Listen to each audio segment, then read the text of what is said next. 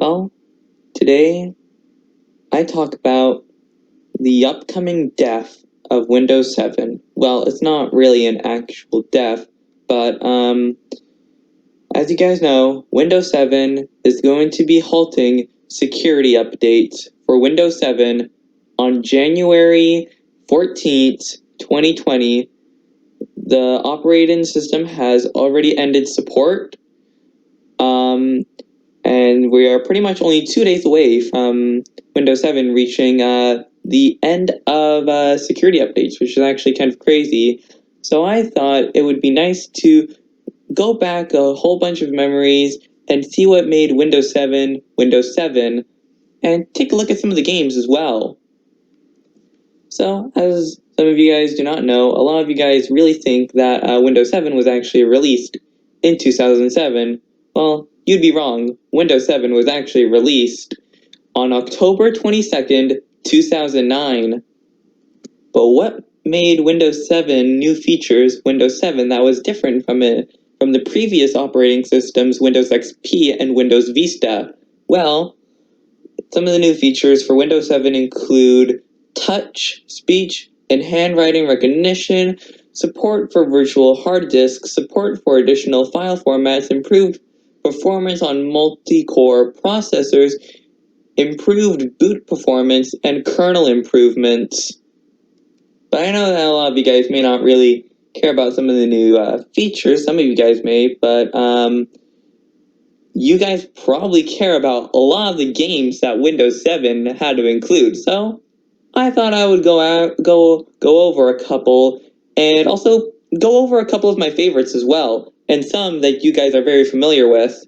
Let's get Minecraft right out of the way first. So as a lot of you guys know, Minecraft is literally the game that defined Windows 7, and if a lot of you guys have been using Windows 7 by the time before and during the time Windows 8, Windows 8.1, and Windows 10 was still a thing, you guys probably would have noticed that Minecraft was a huge deal on Windows 7, and you could pretty much play it very well. It was awesome, and now that you really think about it, this could pretty much technically be one of the last versions of Minecraft being available on a PC, since Minecraft on Windows 10 counts as Pocket Edition for some strange reason, which is really weird. And now I'm going to go over a game that hit my childhood it just hits my childhood really hard. Whenever this game goes through my mind, it is literally a game that defines my childhood, and another game that I say is the dominant ruler of Windows 7. Now, I know that this game may have been available on older versions of Windows, like Windows Vista and Windows XP, but this game was amazing. There was, like, the music was awesome, and it just taught me how to type. And let's also not forget the fact that, and one thing that I should probably point out is that one of my friends actually said that he actually beat all the right type, and I was like, I have to beat this game now. So that's what I did. I wouldn't stop playing all the right type until I finally beat the game, and then when I finally beat the game, nothing happened. And at that moment, I was very sad, and I just wanted to cry at that moment. And then there's Microsoft Paint. You paint stuff. Moving on. Chess Titans. I was a huge fan of this game on all older versions of PC.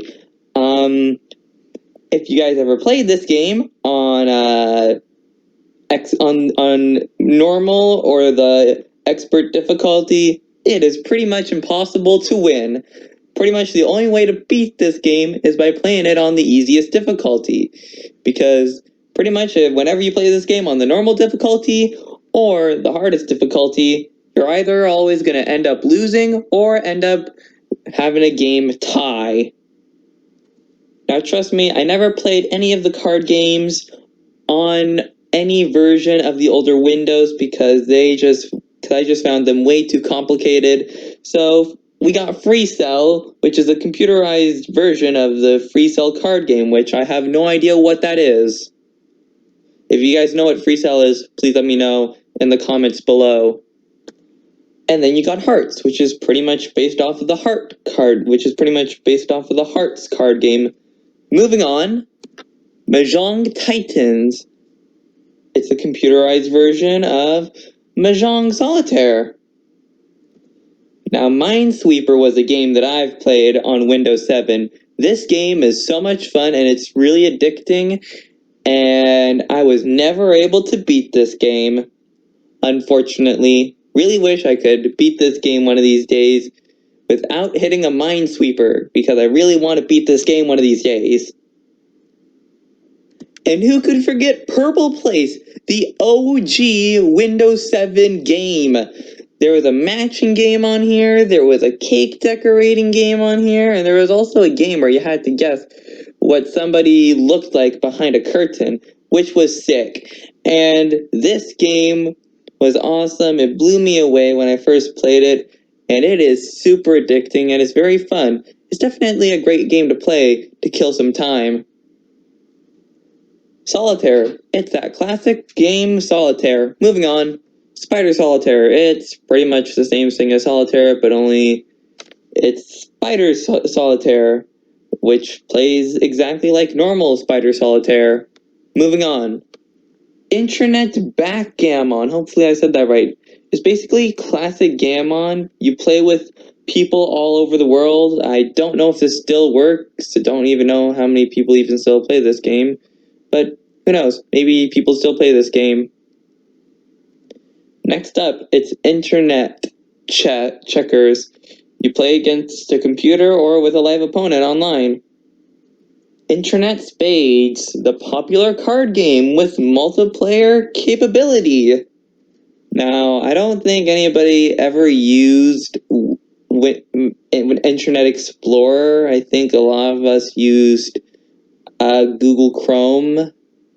But this is seriously like the last I believe this is actually like the last ever operating system of Windows to ever make use of Internet Explorer and say goodbye to this iconic logo that a lot of people have grown up with over the years.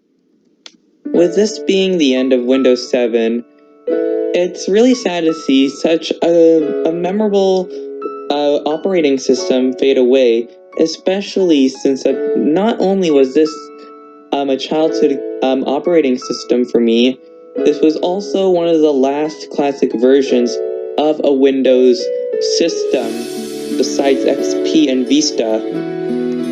While Windows 7 operating system still may be operatable after January 14th, it just is sad to know that this iconic operating system won't be safe after the date from attacks if you don't have a good antivirus software.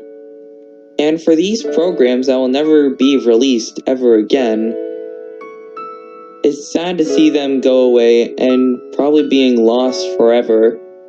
Now sure, you can still get them through downloadable websites restoring these old games and programs, and seeing them being re-released on newer versions of Windows, or going back on virtual machines, but virtual machines always tend to be laggy at some points. I guess the thing that I just want to say to Windows 7 is, rest in peace, old friend. You'll be missed.